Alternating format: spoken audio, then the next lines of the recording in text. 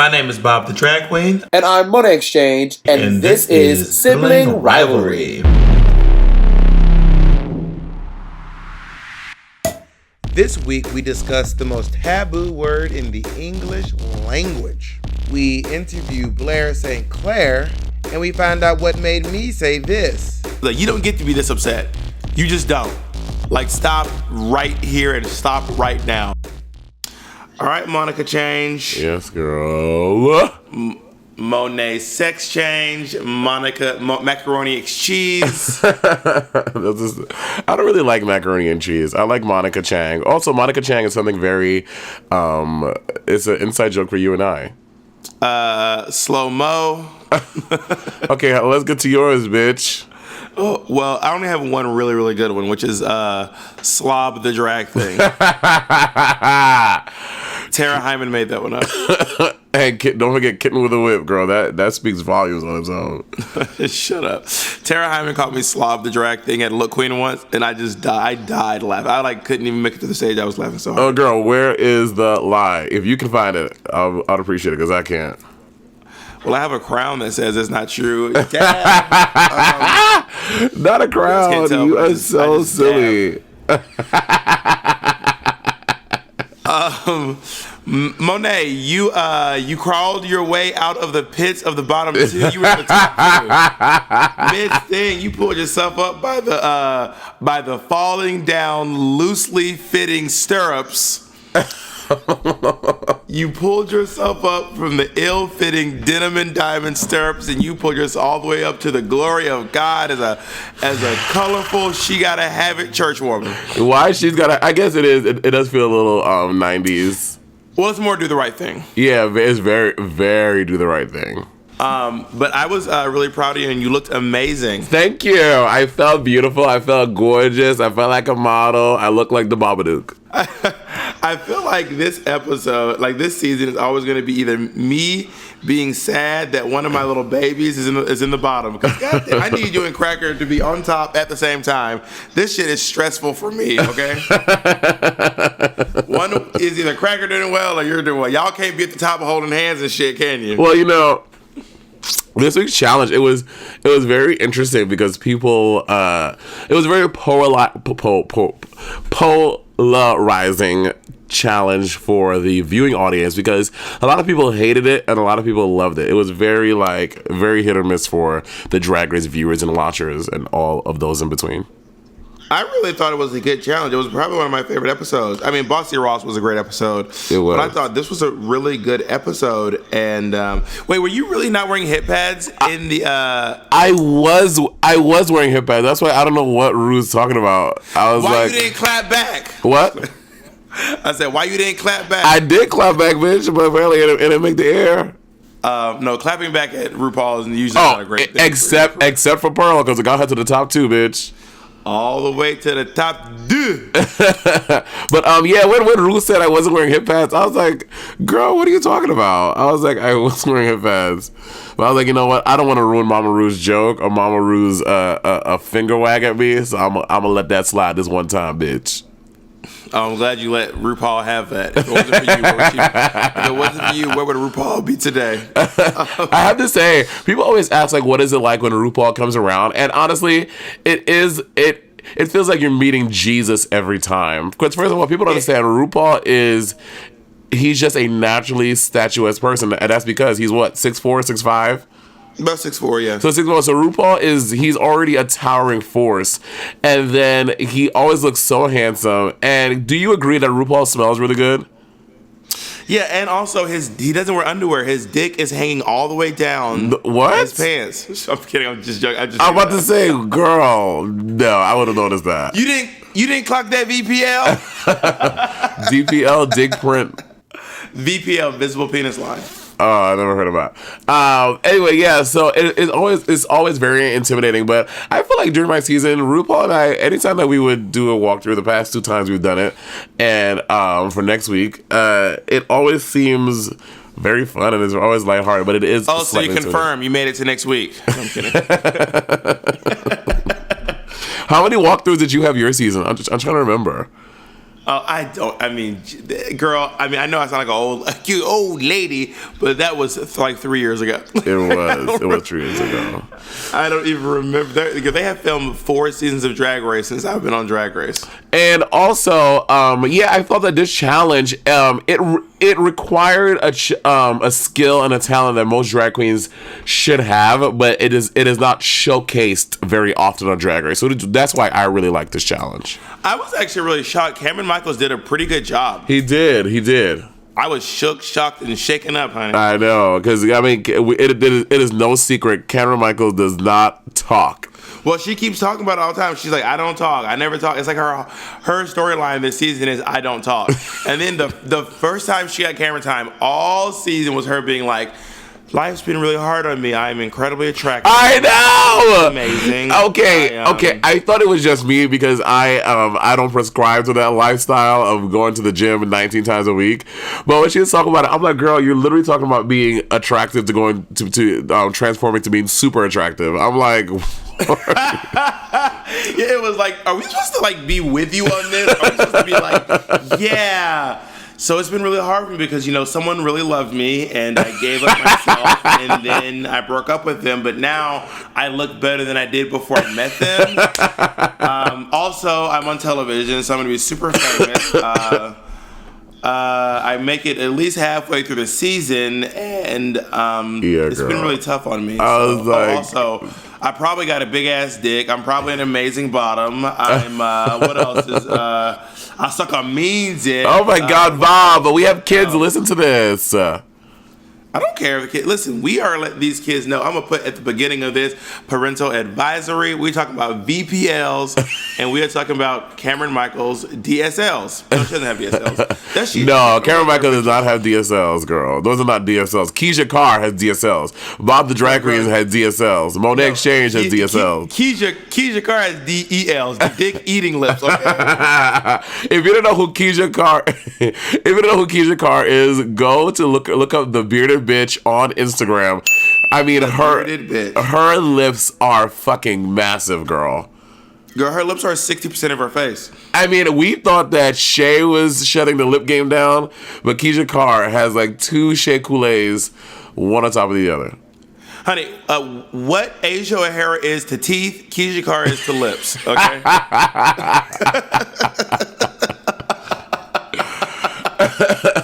Also, did you clock the outfit that I wore for the challenge? Go ahead. I was sitting down with Jacob and Ben, who is one of my cast members in Edges in America, and I was like, I modified that outfit. I remember that was the outfit. Bob, you will take credit for literally anything. Oh my God! I did take that out. I remember Vicky Villanez made that outfit for you. And then I like darted the back, and that was also the outfit that you wore to Miss Hell's Kitchen. The year I won. When you won. So so that wasn't me taking credit. I did do that. And not to mention, that shows what a fan I am of yours. I just called all that outfit's entire anthology. Okay, you only call out the anthology because you fucking made it. You don't care otherwise. That's not true, man. I am a big fan of yours. I've been rooting for your crunchy ass ever since you used to wear your little feather headpiece to the Ritz back in 1963. Also, I did a signature thing that Bob hates when I do it. Oh, no, sorry, not hates when I do it. So here's the story behind this. So in the challenge, I wore this head wrap thing, right? So boom, Sibling Rivalry listeners, listen to this. So I do this head wrap thing, and Bob was like. And Bob would like roll his eyes anytime I did a head wrap. He was like, Monet, you need to start wearing this. Like, come into my house. I'll show you how to ventilate a wig and see how I do blah, blah, blah. And Bob would roll his eyes and be like, Monet, you need to da, da, da, da. Cut to, a year later, like after you had left New York City and you were like traveling and shit, and you came back to do the help. Bitch, I go on my Instagram. What is Bob doing? He's wearing a signature Monet Exchange head wrap, trying to be like me. And I was like, oh, I thought that I shouldn't wear that. That's lazy. That's da da da da da. I never made fun of your head. Bob, yes, you did. What I made fun of is the poof you wore on episode 1, and I will continue to drag that poof through the mud. And you can use your sponges to clean it up afterwards. But I have that poof I do not love. But I always thought the head wrap looked nice. What I said was you need to start branching out and doing other hairstyles, because in true Monica Change fashion, you wore that hairstyle, I want to say 19 times in a row. Every time I saw that that is just is literally just not true.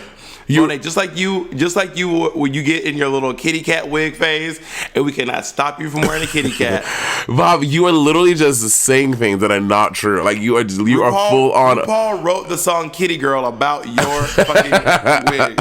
Hey, kitty girl. And I have to say this because I haven't had a chance to say this to our podcast because we haven't done like one of these in a while. We've been doing interviews.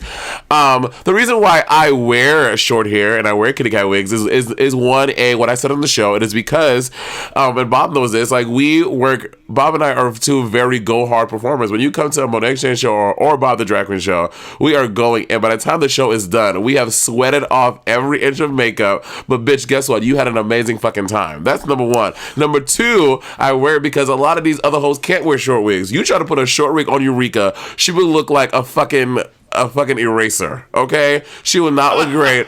Like, a lot of queens can't wear short wigs, so I delight in the fact that I can wear it. And number three, lots of black women wear short hair. Like, if you walk up and down 125th, or if you walk around Malcolm X Boulevard in Atlanta, Georgia, or wherever you are with a lot of black folk, a lot of black women have short hair. So I love wearing natural and short hair. So that's why I wear a lot of short wigs. It's not natural, but it's short. A lot of, because it's like bleach blonde and straight.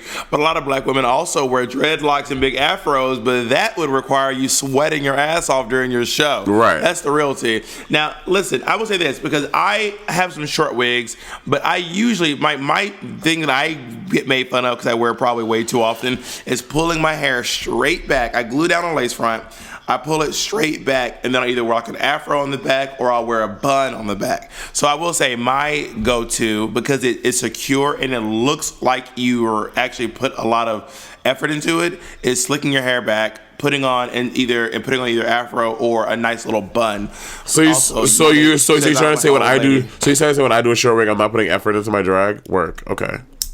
You're definitely not putting effort into your hair, and that is not true. That's not fucking true, bitch. When you grab a kitty girl featuring RuPaul and slap it on your head, you are not putting a lot of effort into your hair. Bob, that is not true. I'm not even about to pretend to give this area where I'm going to give some justice or some regalness to your little kitty cat, because I also own a slew of kitty cats, and you know when I grab a kitty cat, when I'm trying to beat it, when I have to run down to that's you, bitch. I am on the way. And Miss Thing, I've noticed that whenever I see you running late, you always got a kitty cat. You never running late with a big old. Yes, that's actually when you are running late, because when I used to do Look Queen and I would come late, that's because I'm trying to do some crazy ass shit with my hair or do it better than that. Oh, now you turn to Nicki Minaj. So, and also, unlike you, Miss Thing, when I wear kitty cat wigs, it's a thought out thing, because unlike you, I clean my kitty cat wigs. I take a toothbrush and I get 100% alcohol and I clean the front, because we like wearing 613. And bitch, a black woman wearing a 613, it becomes a reverse ombre. Okay, first of all, I don't know where you got this idea that I do not clean my wigs. And second of all, bitch, I've seen where you throw your fucking 613s out because that motherfucker is now a 219 or some full on. Your 613 became a 1B, bitch. I know that little fantasy, honey. For those of you who don't know, 1B is it's a black wig, not a jet black. But. And I don't know where you get this idea that I do not clean my wigs. I didn't say you don't clean your wigs. I said your kitty cat wigs. You don't clean the kitty cat wigs. I do clean my kitty cats. You know what I used to do back in the day? I used to take my kitty cats and I put them in the washing machine. No, you did not. Yes, I did. Does that work? Well, if it's really, really short. I used to take Do you remember that red wig I used to always wear? This short red wig. It's a short black on the side and it was red on the top. I'll post a picture on my Insta story when this comes out. And it was I used to throw that wig in the washing machine all the time. And I used to have a wig that looked like the wig that Mayhem wore when she lip synced against. I remember that wig. Yeah, girl, that wig was motherfucking indestructible. There was nothing you could do to that wig to ruin it. I threw that wig in the washer. I would, girl, that wig. I also remember at your birthday show at Barracuda, I want to say 2 or 3 years ago, you came back and you did a birthday show at Barracuda, and you took that wig at the end of your show and you flung that motherfucker like a frisbee into the audience, and it was like beads of sweat were rolling off of it. Not beads, buckets, bitch. It was the nastiest thing I've ever seen. And people were like, I want it. I'm like, why do you want that? Because I'm a star. Because I'm a winner, baby. Because I'm a star. Anyway, what else did you think about the episode? I thought that Eureka did a good job. You and Cameron did a good job. Cracker's group was, I don't know, did y'all get to see each other perform? We didn't, but I feel like I remember them saying that they were really confident in their group. They didn't think they did that bad.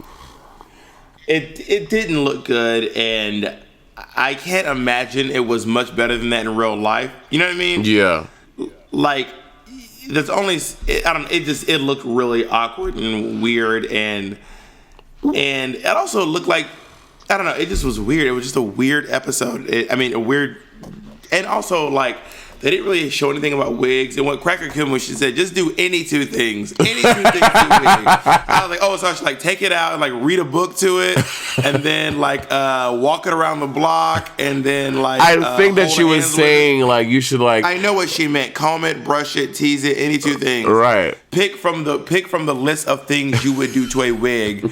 But she said any two things. It's like open it, speak nicely to it.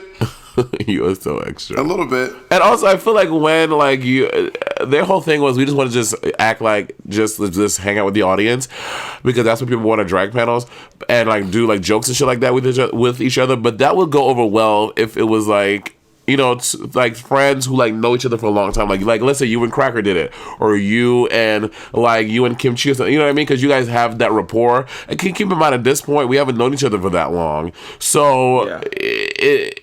And also their humor and Cracker's humor is just different. Like Cracker can say mean jokes and make them funny, but you need someone who's gonna add a lot, like some like a breath of like niceness to it to make it not seem as intense or as mean as it came across. Yeah. And also, why did the makeup people do their makeup on themselves and not on him? Oh yeah, Asia and Aquaria. Monique did. Monique did, which made sense, but the Aquaria was like, well, I'm just going to do his makeup on myself.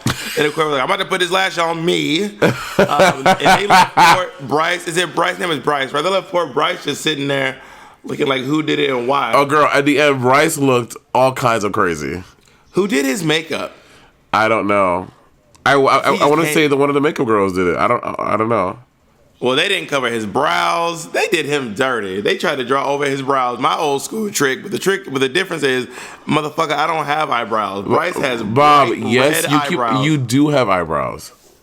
Monet, I barely have eyebrows. See, okay, you just said you don't, and now you're saying you're barely. So which one is it, bitch? Monet, okay, you have creepy crawlers. Okay, you have Eugene Levy status. That is not true. I don't have any eyebrows.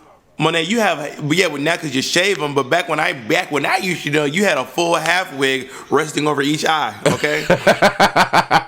Do you know? Are you into the lace front eyebrow game? Well, okay. So in this play I'm in right now, I made myself a mustache. Right. Wait, you ventilated lace to make a mustache?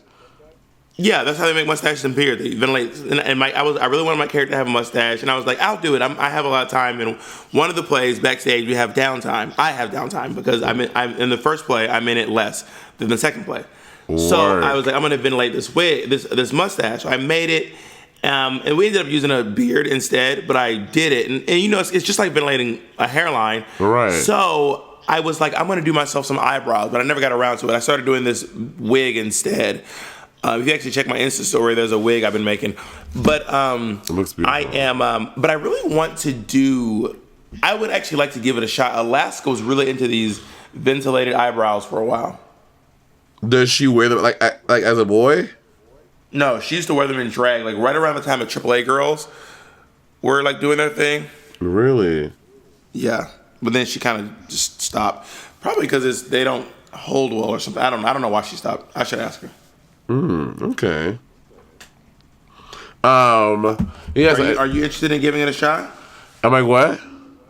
Are you interested in trying it out? Ventilated eyebrows? I don't. Maybe, I don't know. I'll try it out. I'm trying to make some, but I want them to be. I want them, but I like big. Actually, my eyebrows aren't too big. They're not like. I remember watching Aja draw her eyebrows on during All Star 3, and I was like, "Where do they stop? Where do they stop?" Like it was girl, like they are the biggest, longest things, girl. You know who else is the queen of eyebrows that meet in the back? Alexis Michelle. Her eyebrows said, "Meet me, catch me out back." How about that? Like they are like these crazy long eyebrows. Wait, hold on. Oh my God! I'm not editing that out. No, edit that out. I'm gonna loop it. I'm gonna loop it. Bob, you see, this is why I don't like you editing, because you. Ooh, let me calm down. Ooh, help me, Jesus. I'm gonna loop it.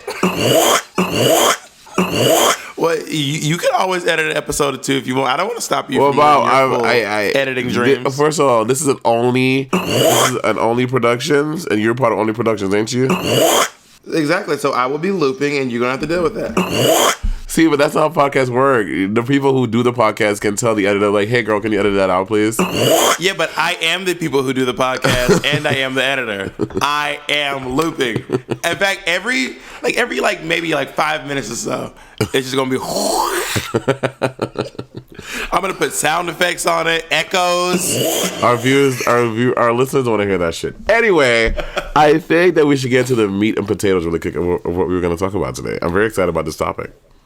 Well, this is one that I wanted to talk about a while back, and you were like, "This is too heavy." Did I? About it I said for our first episode, and you were like, "Bob, that is too much." Not the inaugural episode, bitch. That's come on now. All right, so I'll jump into it. We talking about niggas. No, I'm kidding. niggas. Hey, all right, Chris Rock. That's my Chris. No, we're talking about the N-word. Yes. Nigrumps. The N-word. Nigrumps is there's an episode of Key and Peele where he plays a substance abuse, a parole officer, and he plays this. He uses a puppet to talk to his clients or whatever, and he goes, "What's up, my nigrumps?" I don't get it. It's just a goofy version of saying my nigga. He goes, "My nigrumps," and it just. They probably said it so they could say it on TV instead of getting it bleeped out. Okay, wait, really quick. Sorry. Wait, before we get into that, did you see what Tyra Sanchez posted yesterday, last night, or today? Don't go to DragCon. I warned you. No, it's on our website. If you go to tyrasanchez.com, there is a thing. It says B.O.O.M. and it's a countdown to DragCon. She keeps. Oh my God. You know, Tyra Sanchez is a conundrum to me. Tyra Sanchez has always been nice to me. Every time I met her, she's always been really sweet and really friendly and really nice. And then I saw all these really veiled threats at DragCon. And I was like, what is going on? So I texted her and I was like, girl, what is going on? Why are you, what? And she goes, I'm fine. Nothing. How are you? And I was like, I'm good, but I'm worried about you. She goes, I'm good. And I was like, all right. But I mean, like I said, she's always been really sweet and kind to me. And I'm kind of worried, I don't know, girl. It's kind of crazy. Well, this is, girl, it says it's boom. And it has a countdown. It says 15 days, 6 hours, 27 minutes. And it's like a rolling countdown to whatever day, I'm guessing day 2 of DragCon. It's kind of crazy. It's like, what the actual fuck? You know what? Do you know what the fans and the people want to happen? They want her to be dethroned and crown Raven at DragCon, which I would live. Because I can admit that Tyra Sanchez, obviously, in the scope of the season, she did deserve to win. But, I love, obsessed, I die, I live. Raven is my goddess. I'm obsessed with her until the other time. So if Raven got crowned, Tyra got dethroned, and Raven got crowned, I would live my whole life. Well, I mean, thinking about it from Raven's standpoint, I mean, who wants to get someone else's crown? Coco Montrese. I'm not joking, bitch. Oh my God, I already said, literally said. I mean, who wants someone else's crown, especially someone else's crown from 8-9 years ago? So I mean, I don't think it would behoove Raven. No, I think Bob. I think it will. Bob, RuPaul Drag Race is a staple of pop culture history. The winners, all of you guys who have won the seasons, are forever going to be. Yes, I think that she will want it. Absolutely. Why not? Maybe whatever. I mean, it's not how I would want to win. I would want to win. I wouldn't want someone's crunchy crown that they got, thrown off their head. You know what I mean? Yeah. But even besides that, what I'm hoping is this. I'm hoping, because this seems to be an acronym, so maybe this is like her release of her album or some song called Boom on the day of DragCon, which I don't think is, I don't know, it just seems really dangerous and scary thing to do. I grew up in a time where bomb threats were very popular at schools. And at my school in Atlanta, I want to say maybe once a week we had to stand outside for an hour because of a bomb threat. Someone would call and go, "There's a bomb in the locker." You know what I mean? Yeah, that's crazy. And apparently she's getting investigated by the FBI, LAPD. It's like a whole thing. I wish her the best. I just don't think she should be doing this crazy stuff. It's crazy. Yeah, it really is. It truly is, girl. Get your life together, bitch. Yeah, she'll be fine. She'll figure out. You know what I always say? Either she'll figure it out or she won't. One of the two. Very true. Anyway, so back to our talk about the N-word. Wait, hold on. Now, you and I feel very differently about this. You always say that, but then you end up realizing that we don't. What makes you think we feel different about the N-word? Well, growing up in New York City, you know what I mean? In New York, going to school, black kids and Latin kids both said the N-word freely, and it wasn't looked as it wasn't weird. So when I went to college and stuff outside of New York, then I realized I felt weird about Latin people saying it. So I don't feel like, you know what I mean? But growing up, black kids, Latin kids, and also hood white kids used to be throwing the word nigga around all the time. So I was like, oh, work. But I think that's a very New York specific thing. Well, I would say, the kids in Atlanta, black kids certainly use the word freely. We used it in my house growing up. It was just a word we all said. Like when my brother was bothering me as a child, I'd say, "Mom, tell this nigga to leave me alone." And she'd be like, "Justin, leave your brother alone." Really? Yes. And gag. I'll tell you this, there are certainly white people in the South who use it freely too, but not quite in the same context as your Dominican friends in New York City. But and I've always said this has been my rule, not my rule, but my take on the N-word, because I don't get to make up the rule for every single black person how they should feel about the N-word. I can only say how I feel about it. I've always said this: you are allowed to use the N-word. Anyone who wants to say nigga or nigger or negro or nigrumps is allowed to say it, as long as, but you, based on who you are, based on your race, your ethnicity, and your social status, you then have to be able to ready to deal with the repercussions of you saying it. If I say it, it's not a big deal. No one gives a fuck because I am black. I am a comedian, and people tend to not care as much. However, I'm sure if Cameron Michaels decided to say it, it'd be a whole different story. You know what I mean? Yeah, I remember back in the day, there was I'm not gonna say the name because Bob probably will because he's messy. But Bob, please don't do that. There was a New York City queen who used to use the word nigga around. She was not black, she was not Latin, she was a white queen around. And after getting on to Bob, I was like, girl, this bitch is. I was like, she does. Of course, she was drunk and wasted. And she just throwing the word nigga this, nigga that. Oh, I dated a black boy. Nigga, nigga, nigga, nigga, nigga. He was like, Bob was like, Monet, next time that should happen, you take your phone out and you record her, and you see if she keeps on saying the N-word.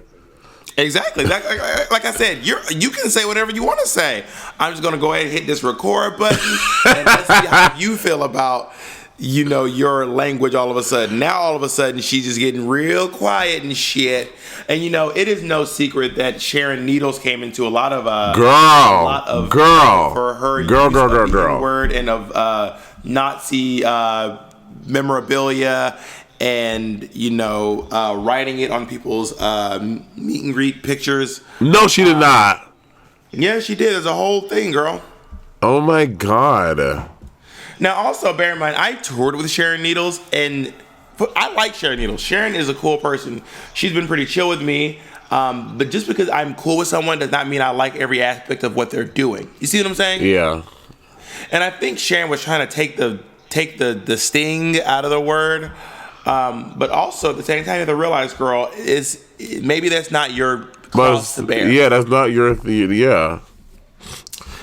With the word tranny, I decided that it wasn't important for me to say it anymore.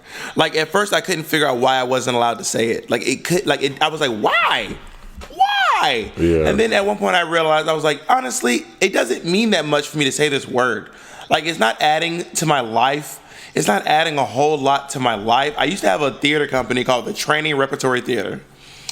And then after that, I just changed the name to the Drag Repertory Theater because I was like, this does not behoove me. It's not enhancing my life to say this word. Wait, you had a theater company? Yeah, we used to do parodies of plays and stuff like that. Yeah, Bob, we used to do plays of like Lucky what? This is before I met you. I used to write like these parodies of these plays, and then we would sell tickets. It was a whole thing. You also used to have. Just for our listeners to know, Bob also used to own a vending machine in East New York. Yeah, technically I still own the vending machine, but I just don't. Bob, you are so fucking weird. Who owns a goddamn vending machine? Bob always gets into these weird Ponzi schemes. A vending machine is not a scheme; it's an investment. It's not like I, was doing a pyramid scheme. I wasn't trying to sell vending machines.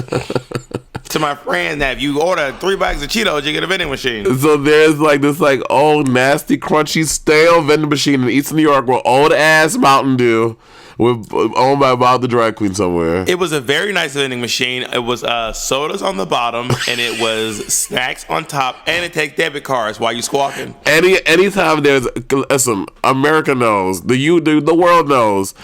Fucking what's the word I'm looking for? Dual vending machines that sell sodas and snacks. They're always bad. Not mine. Not. You don't even know where the motherfucker is. Not Craig the vending machine. And that all goes to say that even now, like. Wait, can I tell you a quick idea I had for the vending machine, but I'm too scared to do it? What? If you have all the chips in the machine, but one bag of Cheetos is like $35-$40. And then you just put a bag of weed inside those chips. And people are like, why is this bag of chips $45? But you can buy weed out of the machine. Why I'm weed? way too afraid to do that because you can sell weed without actually having to put your body on the line and sell weed. However, I would never do that because I'd be afraid to get caught putting weed in the machine. Also, I don't even know how much a thing of weed costs. Listen, weed goes like this. If you get a dime bag, that's $10. You get a dub, that's $20. It should be a dime. A dime bag should be a dime. No, because it's 10. One dime. Oh my god. Anyway, but that would be a really cool. Oh my god, we should buy a fleet of vending machines, and in one bag, and all of our machines has like $5,000 in it. Monét exchange. What will happen is someone will just break into your machine and steal everything. And then they will have a whole bunch of Otis Spunkmeyer cookies, some fucking, Hostess snack cakes, and our $5,000. Spunkmeyer cookies. But listen, going back to the N-word. Nigga. So going like even now, like it doesn't really bother me when Latin people use the N-word. Like I'm just like I just grew up like that. Like I remember in middle school, like Puerto Ricans, Dominican, whoever, like, but it was always weird for not hood white people to say the word nigga. But like all my classmates because I went to school in middle school in Brooklyn in East Flatbush at Marine Park Junior High School, and a lot of the kids would be shuttled in from Vanderveer Park, which is the projects over by where I grew up. And Vanderveer Park has a lot of hood ass white motherfuckers. You know what I mean? So they used to be like, nigga, this, yeah. So like me and my niggas about to go over there, and like no one batted an eye or thought twice because it was just like, it was like normal. Do you feel weird do you feel weird when you hear? I know that you don't care, but do you feel? Does it bring up feelings of anger or discomfort when you hear not black people using it? If there's any discomfort, it's because I'm thinking, oh, this is not going to work out for this person. My grandma used to say, "It's not what you called, it's what you answer to." You know what I'm saying? So you don't feel any ways weird when people use the word nigga? I mean, like I said, I don't feel offended, but I'm thinking, oh, this is not, like, this is a bad idea for you. Like it doesn't like bring up anger in me, but I always think to myself, you probably didn't think that through, and this is gonna really be a whole heap and a mess for you. Does that make any sense? Yeah. But it's not me being like, I feel personally offended because of this word that you use. I'm just like, oh, you really shouldn't do that. Like, honestly, if you are not black, especially if you're white, and you use the word nigga or nigger or negro, it reflects more on you than it does on the black community. Right. I guess. That makes sense. And the black community will have almost no repercussions for you saying that. The only one who have to atone for that is you. Now, I also did not grow up getting called the N-word. My mother did. My mother was born in the 60s in Mississippi, so she probably got called all kind of niggas. That's what my mother always say. I've been called all kind of niggas, and I've probably been called the N-word maybe 2 or 3 times in my life. Yeah, I can't really remember where when I was called a nigga like in like a bad way by someone trying to like degrade me. It's always been used in with like friends and shit. Also, I love when black people say the word nigga, and just to see like white people get so uncomfortable, it makes me so happy. Oh yeah, making white people uncomfortable is my favorite thing. Oh girl, Oh yes. yes. Oh yes. That's I always say on my shows. That is why I was like, the primary reason why I decided to do drag is to bully white people into giving me money. That's why I did it, girl. Fuck everything else. I did it for that specific reason. You are so but what do you think about the segment or lots of black folk who don't want us they're typically older black folk. They're like, we as a community need to stop using this word. Well, one of my dear friends, Jacqueline, does not like when really? N-word. Yeah, Jacqueline does not like when I use the N-word. Really? And, it's a part of my lexicon. It's like it is just a part of my vernacular. Like right. I've just been saying it my whole life. I don't say it as much as I used to because I'm not around people who say it as much as I used to. Yeah. But I will admit, when I'm around you, I say it a lot because you say it and then I say it and then we start being silly and then we start making a whole bit about it. You know what I mean? That is literally our lives. You say something, I say something, and then we do a bit. Yeah, exactly. But when me and Patty are hanging out, I don't really let the niggas fly. You know what I mean? Well, also, and that became a whole thing this past summer too, because Cardi B, her songs are riddled with the stuff, and you are at the club, girl, and Bodak Yellow is bopping, and all the white people like quick, because bitch, in New York, these twinks be fucking Davey going in. They were like, cut that nigga off. I'm like, oh my lord. All of a sudden, the DJ slows it down, and I'm quick. No, officer, don't get comfortable. If I was a DJ, I would. You know how the DJ likes to bring the music down on certain words, purse first, or let the beat drop or whatever. Something like big part that everyone knows. Uh-huh. If I was a DJ, I would bring the volume down just on the word nigga, just to see who in the club is living their dreams, girl. Oh, girl, Can you imagine that moment? It's also really funny because because you can see that when white people are listening to Bodak Yellow in the club at 2:00 in the morning, it's about to be last call. When that word comes up, they all look around after they said it to see if anyone saw them saying it. And that is a real thing. They looking for your big ass. Like I saw a big black motherfucker around here with a kitty cat wig on. I don't want to piss off. Well, I watch The View every day, and they haven't had this conversation in a really long time. But I'm trying to remember if Whoopi was pro. I can't remember what it was, but I remember that. I believe Elizabeth Hasselbeck was crying because she couldn't say the N-word. Wait, what?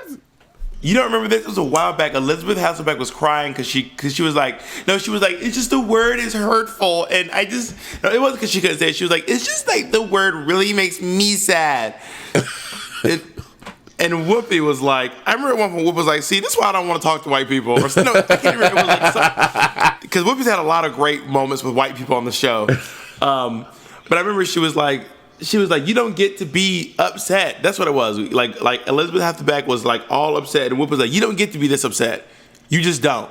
Like, stop right here and stop right now. Work. This is not. You don't get to be this upset about anything. You know what I mean? Can the universe realize that Whoopi Goldberg is the final evolution stage of Bob the Drag Queen? Oh, girl, listen, when this Pokemon finally evolves, I will become Whoopi.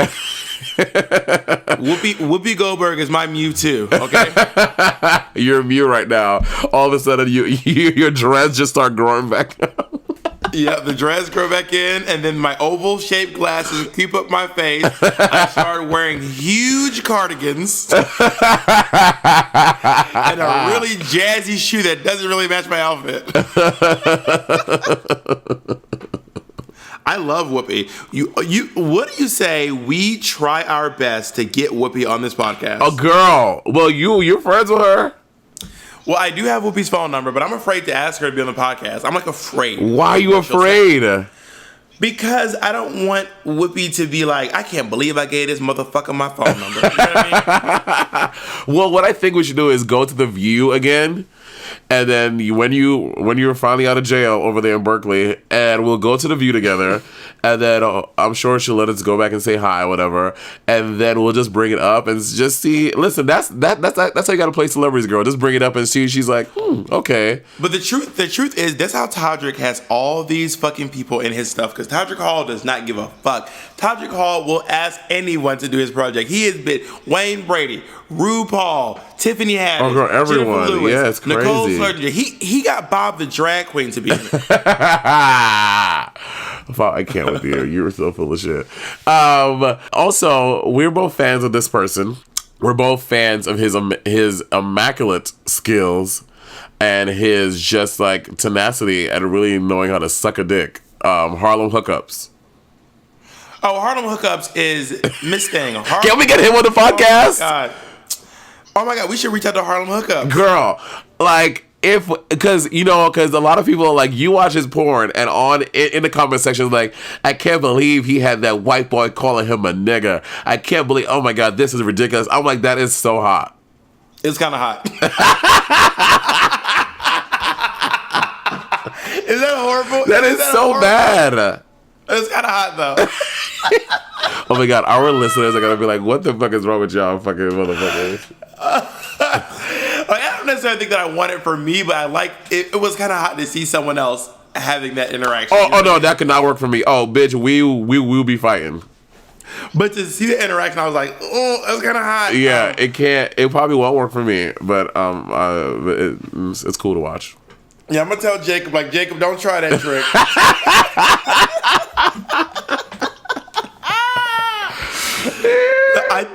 I just think that Harlem Hookups is one of the hottest guys in pornography. He's a very hot man. Oh, he's so cute. I keep hoping I'm running into him at Dwayne Reed up on 125th one day. Well, does he still live in Harlem? I don't know, girl. He probably done moved on to Washington Heights or Chelsea. Well, no, but he's constantly like traveling the world, like fucking people in like Budapest and fucking people in Abu Dhabi and fucking like a sand dune in like Southeast Asia. It's like the craziest thing. I'm gonna look up. I'm gonna try to find Sir Hookups. Is it Mr. Hookups? His name is Rogan Hardy, and we're gonna see if we can get Rogan Hardy on our podcast. Oh my God, I would love beautiful. that. But also, yeah. But yeah, I mean, so I think for me, my final thought on this N-word debacle, the word nigga, I guess because of my upbringing, I feel okay with Latin people using it because also, and this is a conversation we had a long time ago when we like first became friends. We started arguing right out the gate, and I was like, anybody can be. Like, the word nigga is not specific to black people. And you're like, Monet, yes it is. And I was like, Bob, no, it's not. I did not, oh my God, I did not say that word nigga. Then what did you say, bitch? Okay, first of all, I said the word nigga, what it means is based on the person saying it. So there are some people who say the N-word in one of its many iterations, and they are talking about black people. And there are people who say the N-word and they're talking about just people. Just their friend or their pal or just a guy standing in front of them or a woman or a small baby. This little nigga breastfeeding over here. You know what I mean? But they're talking about black people. Wait, sorry, you the one saying that it means black people? I don't remember what I said. You never remember. Now I'm confused. But you love to give me something you think I said. Okay. You love to assign opinions. Okay, also this argument happened like literally 6 years ago. I don't fucking remember, girl. I can barely remember what I had for dinner yesterday. Wait, hold on. Well, I think that the N-word has really evolved over the years. And by the way, do you remember a couple of years ago where the comedians had a funeral for the N-word and they were asking comedians to not use the N-word anymore? They're like, please, no more black comedian. A couple of black comedians got together like, please don't use the N-word. No, I don't remember that. One of my favorite comedians, some more, was like, fuck that. And some more, to quote some more, she goes, how am I supposed to talk about nigga shit if I can't use the word nigga? Some more is so funny. Oh, but some more is one. We should get her on the fucking. Oh my God, I would. Yes. Oh my God. Please, can we have like a whole like Queens of Comedy a moment? I'm sure we can get Monique on. Well, Monique did T.S. Madison's podcast. Yeah, I'm sure we can get Monique. Let's get some more. Also, Samora loves gay men. Samora is probably one of the funniest human beings alive. She's so funny. Yeah, she really is. She is fucking hysterical. I love her special Chandelier Status. I also loved her in Queens of Comedy. I mean, Queens of Comedy. Miss Thing, let me try now. When Kings of Comedy came out, I was like, this is great. Then Queens of Comedy came out, and I was like, this is how you do comedy. Oh, it gave you material for decades, girl. Oh, for sure. I'm obsessed. I am obsessed. I love Queens of Comedy. I love some more. I love Miss Laura. I love Adele Givens. I love Monique. Like, I'm a huge fan. I just love funny women. I like funny people. Yeah, for sure. That is my goal, to just one up you every time. I love the whole world being funny, as long as you're funny. So this week we're going to be interviewing recently eliminated queen, Miss Blair St. Clair. I do declare. Amen. So we're going to give Blair a call. Stick around. All right, let's call her, Monet. All right. We should ask Blair how she feels about the N-word. Oh my God, do not do that. You're ridiculous. She would have no way out of that episode. There would be no right answer. There would be no right answer, honey. All right, let's call Blair. Wait, hold on.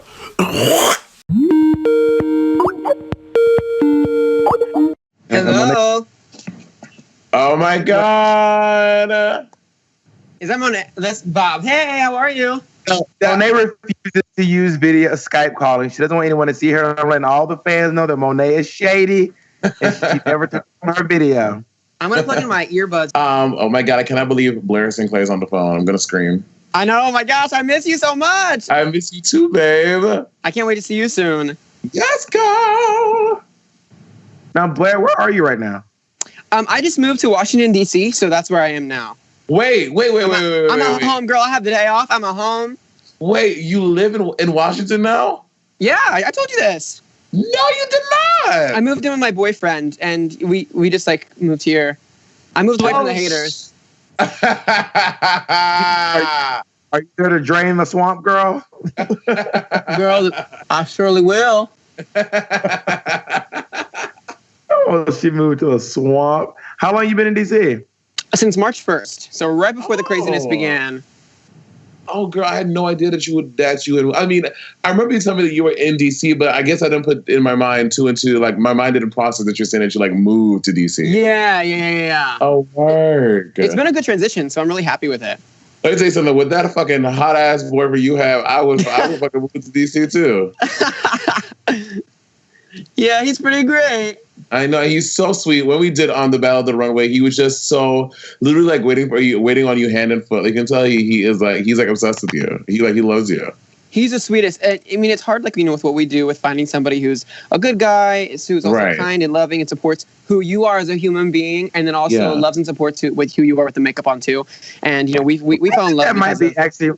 I think it might even be a challenge, not just for drag queens, but for people in general. Finding love in all around, like finding people who are actually here for the good stuff and not just the, you know, here the good, the bad, and the ugly. Those are the few and far between, you know. Yeah, but I mean, with the whole drag thing, though, Blair is right. Like, Bob, you know, like that's like a whole nother like 13 more layers on top of that fucking. It is so true. Maybe. I mean, not in my experience. I mean, I wasn't dating before I did drag, and I wasn't really dating a whole lot after I did drag. So I wish I could be like, the drag is why I'm not dating, but that's just not true. I wish I would. It would be lovely to blame it on the drag. But in my experience anyway, but I'm sure for y'all that's probably very real. But anyway, so today we have the lovely Blair St. Clair. Blair, bitch, how have you been? How is your world? Like, what's poppin', boo? Well, I do declare my life is booming. I'm sure you can relate. It is, girl, it has been crazy. It has been insane. It has been wonderful. And I think like all of the above, like any emotion you could possibly be feeling. Yeah. What's your favorite place you've been so far? Favorite place I've been? That's a great. I love honestly every place because there hasn't been a bad experience. Right, me too. I think you know what. Honestly, okay. So this is going to be kind of a weird, loaded answer. My favorite place that I've been so far out of all the places has to be New York because I've never performed in New York before, and I grew up, you know, with the dream of like wanting to be on Broadway or like wanting to make it big as like some kind of musical theater baby that I've always been. So getting the chance to actually perform there versus going to see shows there. That was really, really special. It was like a little piece that I accomplished in like my heart. I was like, oh yeah, I finally did it. Wait, you guys have not had any bad experiences on the road? I've had like 1 and 1.5 kind of, but I mean, I don't want to shade them or because I will fuck them. I will shade. I've also been on the road a lot longer than y'all were. I have seen some stunts. I have seen some shows. I have seen some shenanigans. I have been accosted. I have been called all out of my name. But I guess by a promoter. By fans, by queens. Oh damn! Oh no, I mean by fans. Yeah, but I think Blair and I are talking about like bad experiences, as in somewhere we've gone, like and like a promoter or something was right. I've had that construction. Somebody having construction going on. Yes, the next door to me. I'm trying to find an area. Oh no! I thought I was just saying that because I thought it was Bob. I was trying to shame him. But if it's you, no, you can shame me. No. But I'll shame you right back. Shut your crunchy ass up, Monét. But yeah, I mean, I've certainly had some really bad experience on the road with like promoters who be lying. Why you always lying? Blair. That's the thing I discovered about Blair on set is that Blair is like this like sweet, beautiful looking little white boy, but Blair knows a lot about like a lot of black shit. And I'm like, yes, Blair, I appreciate that. I really do though. I don't know why, but you kind of made me realize that. I was like, I feel like I'm cultured. I'm much more cultured than I appear. You are. You really are. I am shocked that you know. Oh my God! Stop fucking lying. I've had some shady shit happen to me too on the road too. Let me tell you about it because like I was just recently at a certain bar and a queen went through my stuff while I was on stage, stole my extra pair of eyelashes, that I had custom made and put them on her face and wore them for her number. Shut the I kid you not. way. It is the truth. And I like looked at her and I was like, "Are you? No. Well, what?" And she goes, "Yeah, I didn't think you needed these." Oh, I was officially gagged. God. They went through your fucking bag. Are you Through joking? my bag, yeah. And I didn't travel with anyone. You know, I like to travel with somebody if I can, because one, we all know like how lonely it can get, and it's a process. And especially with us adjusting, we need help. So anyway, this time I was going by myself, so no one was there to watch my things. Yeah. That is crazy. People do. I mean, one of my favorite stories of all time. I can't remember where Kim said she was, but Kim was at a bar, and then Kim like walked into this room, and she was sitting in this chair. And then as soon as Kim stood up from the chair, this queen, she was like, "There are too many chairs in this room," and she took Kim Chi's chair away, and then like stacked it underneath her chair and sat on them both. So Kim was the only queen in the room without a chair. No.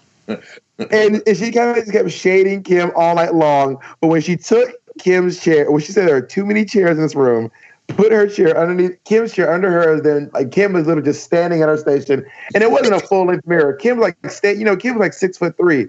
Kim stands up, and all she can see in the mirror is her fucking the bottom of her tits and her hips.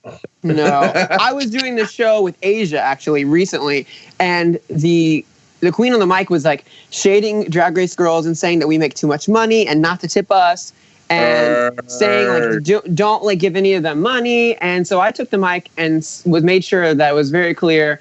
Not only where does my money go back into drag and how much passion I have for doing that, I said, but also please make sure that you do tip your local girls. I was like, girl, I'm gonna be the bigger person and I'm gonna try and help you out. But like I was so offended about like how she was like so openly saying do not tip the Drag Race girls, and I was like, we're all the same, we're all here to have fun. Like, you are classier than me, because I would be like, bitch, I don't care what the fuck I'm doing. If I'm buying this, taking this money and buying Tupperware, it ain't none of your goddamn business. Give me some.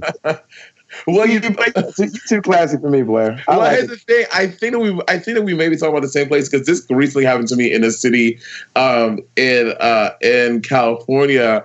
And I mean, she wasn't being like outright saying that RuPaul's Drag Race girls this and that and the other. But before I went on, like 2 notes before me, I could hear, and I was watching through the top of the thing, and then she was saying like, yeah, because some of these girls come out here and they make a lot of money, and y'all tip them a lot too, but you need to tip the other girls more because they're not working as hard of us. So, bitch, as my number best believe, I was on stage. I was like, "Oh, somebody gave me a 20. Is there another one?" And somebody was like, "Woo!" I was like, "Oh, what about a 50?" And somebody gave me. I was like, "Does anybody have $100 bill?" I said, "I've heard of them, but I've never seen them. If I see $100 bill tonight, I will lose my mind, bitch." And I got as much money as I came from the audience. I'm like, "Yeah, bitch, fuck you." When they call Angie is in hell. When they Brooklyn ass up in California. Now, Blair, before we get to, we have some questions from the listeners and a couple of really pressing issues we have to talk about. Okay, sure. One is, have you heard about the scandalous note that was left for Mayhem Miller? We are trying to figure out who left the note. This is the new Who Bit Beyonce's Cheek. No, what was the note say? No, okay, so, Blair, you don't remember? I haven't heard this. What happened? Tell her, Monet. Well, this was when we got back from the runway from week 4 when Mayhem and it was elimination. And Dusty went home. That was week 4. So that was when we made the Mars look. Oh, right. Okay. And someone left a note. It was weird because we had all came back from the runway and we had just did the breakdown for like the top of the next episode where we're all talking on the chairs. And so none of us had been in the workroom. Like none of us had time to do anything. And Mayhem went back to her station like when we finished that and we were like de-dragging and taking off our drag. And there was a note at her station that said, "Boo hoo, you're going home next, bitch." It said, it said, "Boo-hoo, bitch, you're next to go." Yeah. No. It was a Mayhem. You don't remember this? We were all talking. And Mayhem went around to everyone's station, and she was like, she asked me about it. She asked like a whole bunch of people about it, and we were like, "Girl, I don't know." So it became like this whole Mayhem was on this like witch hunt to find out who left this note at her station, and she was so bothered and upset about it. Like it was so crazy. No. Yeah. I did not hear this. Yes, girl. Yes. Okay, so Monet's theory is that it was Dusty. Monet thinks that Dusty did it on the way out. It was Dusty, Bob. It was a theory you presented, Monet. I have audio. You said maybe Dusty did it. It was a theory you presented. I was just playing like Clue and just saying like the people. I said basically said everyone from our cast was left. I don't think anyone from the cast would have said that, because if anything, if they gave Mayhem a note, it would have just been like, talk more or else you're gonna go home, like because she was really quiet. Like that's all I can think of that someone might have said in the cast, unless they were upset or bitter. But I don't really see. Right, it was so random and so weird. That's so weird. Yeah. No, but I left the note for everybody when I left. You did. I did. I wrote down I didn't get to read any of you guys in the reading challenge, so I wrote down each of the reads I had for you. You did. I gave them the PA and said, please deliver them to the girls, because I didn't get to read them to their faces. You did, and we all read them in the van home that night, and we were all in the van. I remember this. We were all in the van cracking up. We were like, "Oh my god, Blair!" Mine was really good too. I don't remember it, but mine was really good. Blair, do you remember any of these reads? Can we get a preview? Let me see if I remember. Oh, I remember Eureka's. I remember. So I was gonna like look at her and say, "Hey, Rue, can we get a medic on set stat?" I was like, Eureka has a big hole in the middle of her face that really needs to heal, and I was gonna point to her mouth.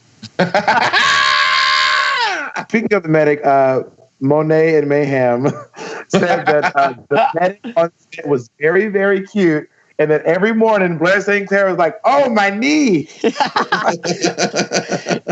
Oh my gosh. Okay. Oh, my back! I gotta see the medic. My back hurts. I saw the medic every day for something. I'm sure I did. But I will say we had two medics, so I never knew which one they were going to put me with. Oh, they were either going to put me with Mr. Handsome, or else they were going to put me with the other older guy that we had. Blair! It's so funny. Blair's shaking the dice and playing the game. She's like, "Oh my God." Blair, we would walk in the first thing. Blair's like, "Oh, I sprayed my toenail. Can I go see them, please?" But I'll tell you what, though, they babied me so much on set. I felt like I was like their precious child, because day one I did have like an allergic reaction of some sort. We weren't really totally sure what that was, but every day after that, they were like swarming over me, like the medics, like every day, "Are you okay? Are you okay? Are you okay?" And in my mind, I was like, "Oh, bitch, I won this show." I was like, they want me to be okay through the whole thing. Every day, I was like, yes. I was like, they are checking on me. I won the show. Now, Blair, how old? Everyone jokes about how old you are. How old are you actually? I turned 23 last week. Oh, so you're not even the youngest one on the show. No. Aquaria is younger than me by like 8 months. I thought Aquaria was 21. I have no clue how old Aquaria is. She just turned 22 in February, and I just turned 23 last week. So like we're only like 8 months apart. Work. Now another question we have for you. This is probably the most controversial question of the season, and don't be afraid to answer honestly. We're asking all the girls. Was the sponge dress ugly, or was it? All right. The sponge dress. Okay. Blair St. Clair, my sister. Don't tell me for slander. I have like two thoughts on it. I have a couple of thoughts on it. The sponge dress, I love that it was a concept and it was cool. It was fully realized from the top, like head to toe. Like literally from the tip of the head to the toe. with those nasty suds. But was it pretty? I don't know if I would say pretty. I don't know if I would say cute. But I loved it. I lived for it, and it was safe. And you better believe we found those sponges all around the set the entire rest of filming. Hello. Every day. Yeah. And people like fans online think that it's like this like strategic thing I did. I said, no, girl, like the pieces of it were falling off. So like literally they were just It was poorly made. So it was going to fall all over the place. Before we get to our fan questions, can we talk a little bit about your very, very successful song and music videos? How many how many millions of listens on Now or Never? So like on listen wise, like on Spotify, I mean, we're like getting up to 1 million views on the video is above 1 million, almost 1.5 million. And yeah, I was shocked. I was so happy. Like, honestly, with the song, like, I really, really just wanted something to kind of resonate with me, who I am, something about me, and kind of be a little inspirational. And just kind of like, it was more for me than it really was for anyone else. Like, I needed to do it kind of like as a therapeutic moment. And I'm a singer, you know, as Monét is too. And I was like, okay, let's do something. And I was shocked at the backlash and like of love that I got back from it. Yeah, people really love it. I mean, it is a very catchy song. As Bob, like I sing it all the, I'm like,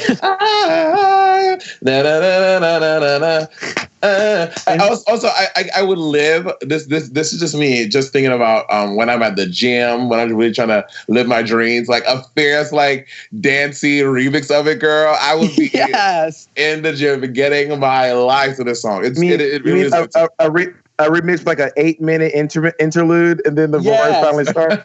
Like a drag mix, like a traditional drag mix. Think like quack, quack, boom, boom, boom. You joke, but my next performance is gonna be me doing Now or Never with whip cracks and Now, Blair, who did you collaborate with on that song? I collaborated with my production team through PEG.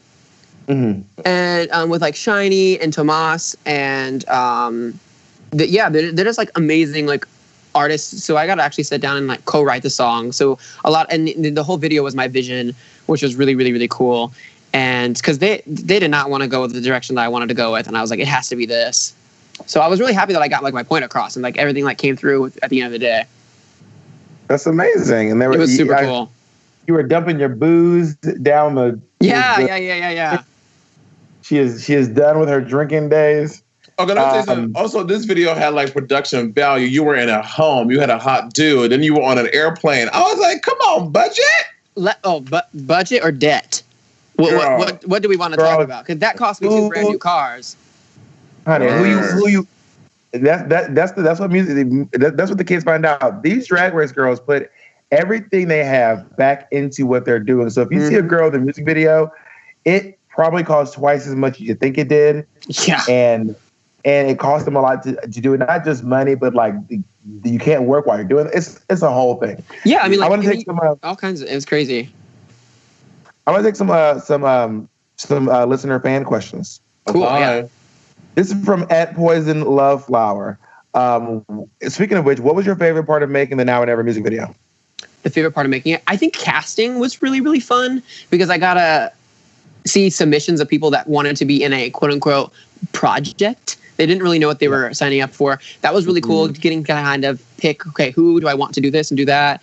And like scoping out the locations and putting all the things together. But also what was interesting for me that I ended up really liking, but not anticipating I would like, was actually losing some control over it. Like hiring a stylist to kind of take over my wardrobe and kind of hiring people to take over all the different parts because I'm normally so used to controlling everything with my drag. I do my own hair, obviously my own face, a lot of my own costumes, a lot of everything. So it was good having people involved that I trusted just to take things over. And when I heard, I just love seeing Jinx Monsoon in the video. Yeah, it is first to have her in it. Yeah, we were so lucky to have her. Her in Manila too. Yeah. When you all were doing your runway walk at the big X, and we were on the ground like yelling at y'all. I remember looking at you and yell, "Work, skinny Jinx, work!" Yes. I remember that so vividly. Okay, you mean you should have said skinny and attractive Jinx. Oh my God. We're gonna have Jinx on the podcast. I'm gonna replay this and make sure she heard that. You better not. Okay, I have a question. This question is from Abby NXO. This is a really interesting question. What challenge after you were eliminated would you have done well in? Snatch Game. Snatch Game. Yes. I was really wanting to. I had a couple characters lined up in mind. The one that I really wanted to do was Leah Michelle from Glee as Rachel Berry. Which would have been really fun. I also had like Julie Andrews packed. And Andrews. it would have been really fun. See, do you know what's funny? I say that as my second option, and everyone goes Gaga for that. I'm like, damn, if I go back, I need to do that. I need to do her. Oh, they want.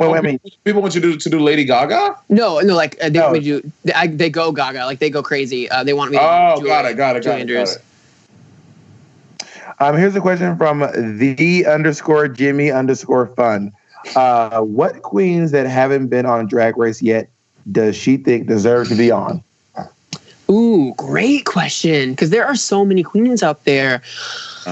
I think there's a friend of mine who actually is in the DC area in Baltimore. Her name's Ayana Deschanel. I absolutely love her. She taught me, she's like in the Baltimore area. She's really, really cool. Someone who's a little bit more, I would say, social media famous is Ariel Versace. I think she's really cool, really interesting. Really love her aesthetic and her brand. I think what I've learned that's really cool about making it on this show is that you're a fully realized queen. You need to have that full character developed.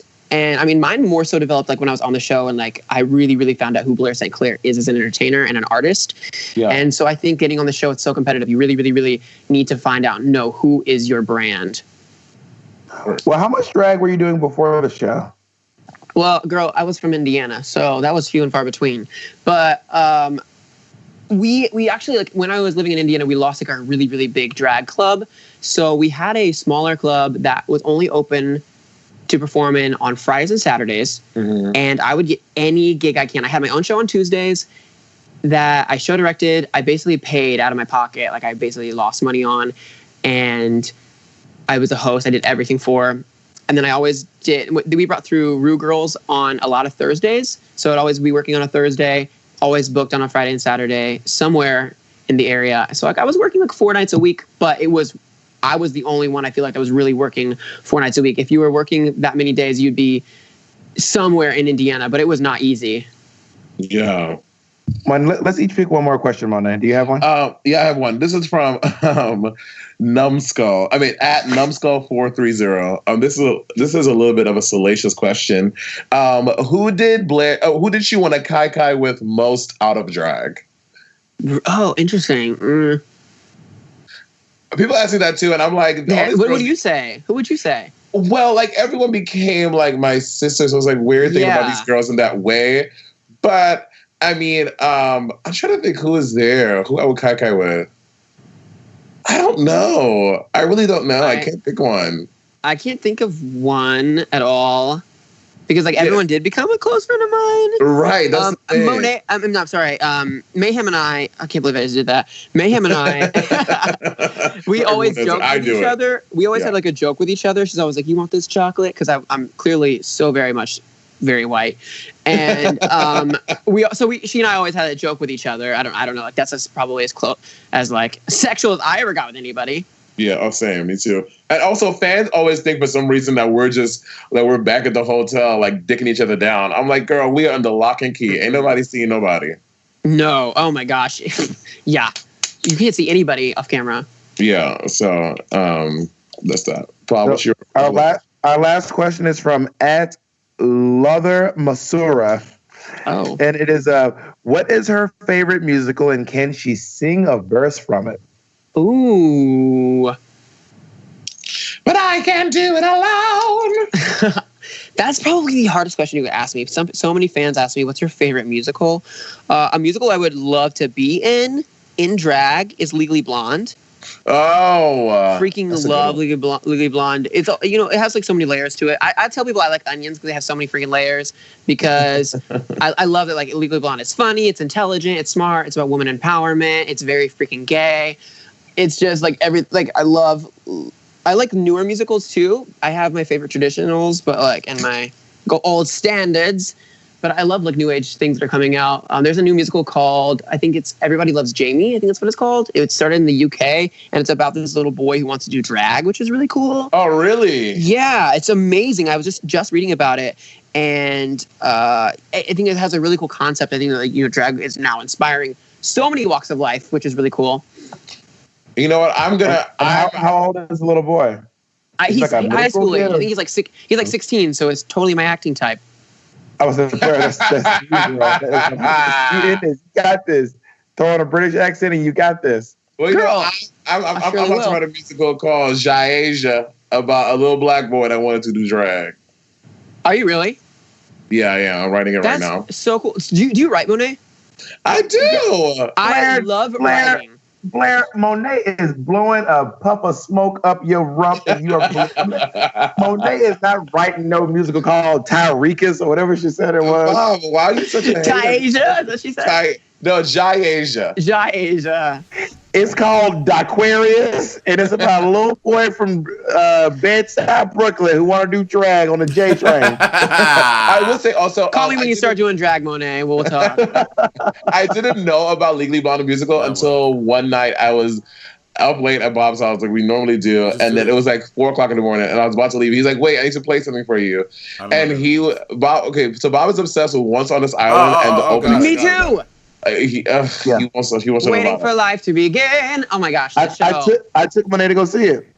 Okay, you didn't take me. I paid for my own ticket. First of all, I did not say I paid you, but you would not have gone if me and Pixie did not make you go. Okay, taking someone to the musical to the show means you bought their ticket and you taking them out. Anyway, besides the point. So Bob is something you just made up. That's fine. Bob was obsessed with that and the opening scene of the MTV Legally Blonde musical, and he played it for me, and I was like, "Oh, this is actually really fair." So that was my it's super. Like, can you imagine just for one moment if all queens were doing that? Girl. That would be sickening. It would like a cast of that would be really kind, actually. I'm into it. You know what they have? Fox and I think NBC, they have those musicals that are the live musicals on broadcast TV. They need to do one with queens. They really do. Oh my God. They make a lot of money. They need to do fucking Kinky Boots and hire like 5 or 6 real queens. I know music theater people will be upset. People like Pixie Aventura will be like, you need to hire actual music theater, this and that and the other. But it would be really fun to see like 8 like drag race girls being the fucking angels. That would be hysterical. I'd love that. I would too. Now, if you're listening, Monet and I are interested. Hello, NBC, at NBC. I hope y'all hear this. Can you guys? So I realize we have now been talking for almost 30 minutes, which is fierce. Having a cute little kiki. Can you guys please follow Blair St. Clair? That is on Instagram. It's at BlairSt.Clair on Instagram, and check out her new music video, so Now or Never. It is on iTunes. It is on Spotify. It is on YouTube, and there's probably a CD at some Virgin Mega store down in Andalusia, Alabama. And make sure you stay tuned for the album that will be coming out soon. We are aiming for a release around the reunion date of Drag Race for the season 10 finale. Y'all heard it. That time, so make sure you stay tuned. Y'all heard it. I do declare the album. I just said I do declare. It's probably not called it. Maybe it is. Maybe I just spoiled your album drop release. I don't know. So thank you for joining us so much, Blair. Thank you. Thank you guys so much for having me. I love you, sister. Is great. I love you too, girl. Yes, you better be ready. Yes, ma'am.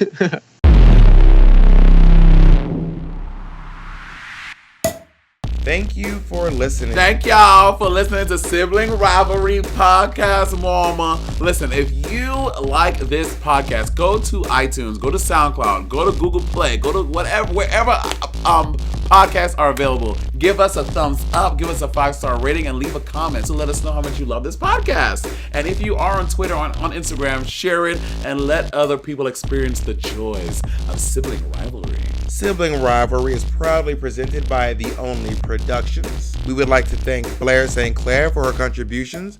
We'd like to thank you, the listeners, and our executive producer, Mitch Farino. Peace out. Thanks, guys.